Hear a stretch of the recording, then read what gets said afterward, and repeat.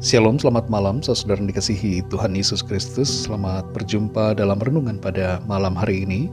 Doa dan harapan saya saudara semua ada dalam keadaan yang baik, sehat, penuh sukacita, dan berlimpah berkat Tuhan. Sebelum kita mendengarkan renungan firman Tuhan, mari kita berdoa. Bapa kami yang baik, Bapa dalam nama Tuhan Yesus Kristus, Tuhan dan Allah kami yang hidup, Tuhan yang layak dipuji disembah. Kami mengucap syukur untuk penyertaan Tuhan di sepanjang hari ini. Tuhan sudah memimpin kami sehingga kami dapat melakukan segala tugas aktivitas kami. Saat ini kami mau mendengarkan sabda firman-Mu. Jamah hati kami Tuhan, berikan pengertian yang baru untuk kami taat melakukan kehendak-Mu. Terima kasih Tuhan, dalam nama Tuhan Yesus kami berdoa. Haleluya, amin. Saudara dikasih Tuhan, ayat renungan kita pada saat ini terdapat dalam kitab Keluaran pasal 40 ayat 34 sampai ayat yang ke-38. Tertulis demikian. Lalu awan itu menutupi kemah pertemuan dan kemuliaan Tuhan memenuhi kemah suci, sehingga Musa tidak dapat memasuki kemah pertemuan sebab awan itu hinggap di atas kemah itu dan kemuliaan Tuhan memenuhi kemah suci. Apabila awan itu naik dari atas kemah suci, berangkatlah orang Israel dari setiap tempat mereka berkemah. Tetapi jika awan itu tidak naik, maka mereka pun tidak berangkat sampai hari awan itu naik. Sebab awan Tuhan itu ada di atas kemah suci pada siang hari, dan pada malam hari ada api di dalamnya, di depan mata seluruh umat Israel pada setiap tempat mereka berkemah. Saudara dikasih Tuhan, 1.200 anak di Selandia Baru mengalami kesedihan dan keputusasaan akibat putus cinta. Meresponi bahaya yang bisa timbul akibat hal ini, pemerintah Selandia Baru telah mengalokasikan dana sebesar $6,4 juta untuk membantu mereka dalam mengatasi masalah kejiwaan yang sedang mereka hadapi.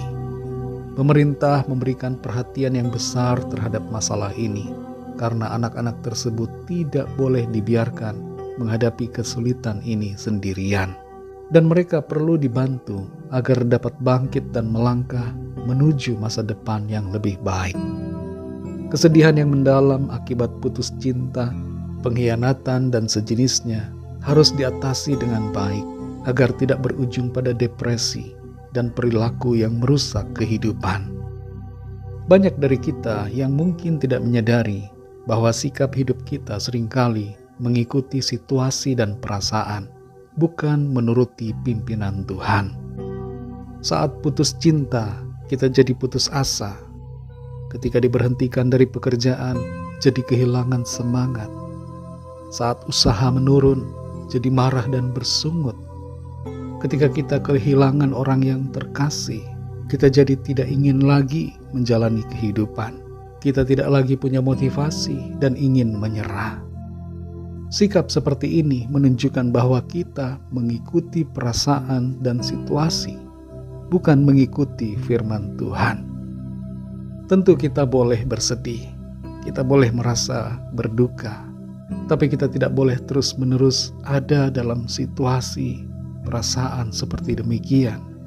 Kita perlu bangkit dari perasaan-perasaan yang membuat kita jadi lemah dan tidak mau bersemangat di dalam mengikuti pimpinan Tuhan. Satu syarat untuk kita dapat mengikuti tuntunan Tuhan dalam bertindak dan bersikap adalah kita harus mengesampingkan pikiran-pikiran dan perasaan-perasaan kita sendiri, dan kita tunduk pada firman Tuhan dan kegerakan Roh Kudus. Dalam Keluaran pasal 40 ayat 36 sampai 37 di situ tertulis, apabila awan itu naik dari atas kemah suci, berangkatlah orang Israel dari setiap tempat mereka berkemah. Tetapi jika awan itu tidak naik, maka mereka pun tidak berangkat sampai hari awan itu naik. Awan di sini berbicara tentang penyertaan dan pimpinan Tuhan.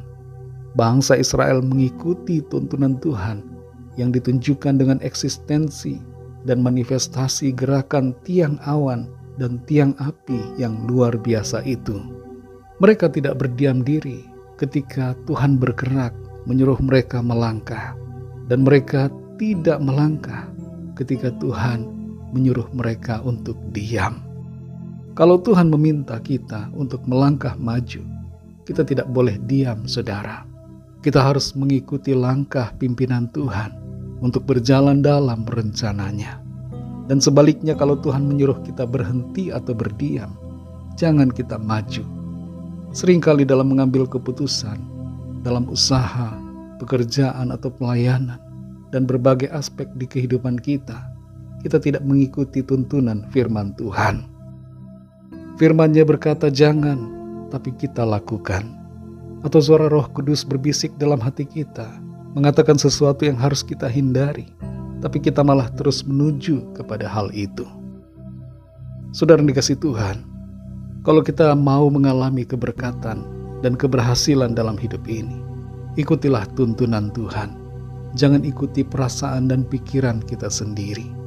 Taati firman-Nya selalu, dan jangan biarkan diri kita mundur, berhenti atau menyimpang ketika Tuhan mau kita melangkah mengikuti firman-Nya.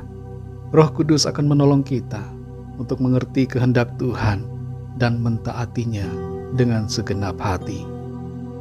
Bagi saudara-saudara yang sedang berada dalam kesedihan yang mendalam, keputusasaan, situasi yang membuat saudara merasa tidak bersemangat, kehilangan motivasi, mari bangkit saudara. Jangan ikuti perasaan-perasaan saudara, tapi ikutilah kehendak firman Tuhan. Tuhan akan memampukan dan menolong saudara kembali bangkit dan melangkah dalam rencananya. Mari kita berdoa. Terima kasih Tuhan, kami mengucap syukur untuk firman-Mu yang mengajarkan kepada kami agar kami mengikuti tuntunan firman-Mu, gerakan Roh Kudus-Mu yang berbicara kepada setiap kami untuk kami melangkah sesuai dengan kehendak-Mu. Kami menyadari bahwa seringkali kami mengikuti pikiran dan perasaan kami. Kami mengabaikan tuntunan dan kegerakan-Mu ya Tuhan. Tapi saat ini kami mau bangkit, kami mau melangkah dalam pimpinan Tuhan. Kami mengikuti kehendak dan rencana-Mu. Penuhi setiap hati kami Tuhan dengan sukacita dan semangat untuk melangkah dalam kemenangan bersama Tuhan. Terpujilah nama-Mu ya Bapa.